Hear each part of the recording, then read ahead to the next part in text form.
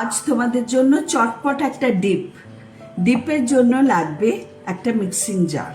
Mixing জারে কি কি দিচ্ছি একটু দেখে নাও।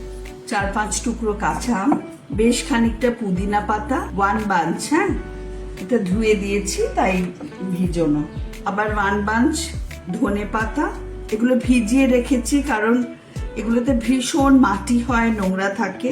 এবার 1 টিস্পুন গোটা জিরে, 2টো কাঁচা লঙ্কা একটু কোচানো ছিল দিয়ে দিচ্ছি, আর একটা কাঁচা লঙ্কা, রসুনও 1 টিস্পুন, সল্ট স্বাদ মতো, আর চিনি, গুঁড়ো দিতে পারো 1-2-3 টিস্পুন, একটু মিষ্টি মিষ্টি হলে ভালো লাগে।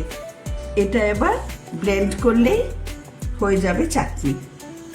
ব্লেন্ড হয়ে গেছে, একটা বিউটিফুল গ্রিন কালার হয়েছে। এবার যখন ডিপ হিসাবে সার্ভ করবে, সুন্দর একটা গবলেট নিতে পারো বা কিছু, এবার তার মধ্যে সার্ভ করতে পারো। আর এইটা যদি ফ্রিজে রাখো, ফ্রিজে কিন্তু এটা বেশ 7 days তো রাখাই যায়। This is very good as a sandwich spread. ধরো মাখনের ওপর এক স্লাইস চিজ দিলে, দিয়ে এই স্প্রেডটা দিলে, দিয়ে যা ফিলিং দেবে, কর্ন দিতে পারো, চিকেন দিতে পারো, এগ দিতে পারো, দারুণ হবে। এইটা তো হয়ে গেল।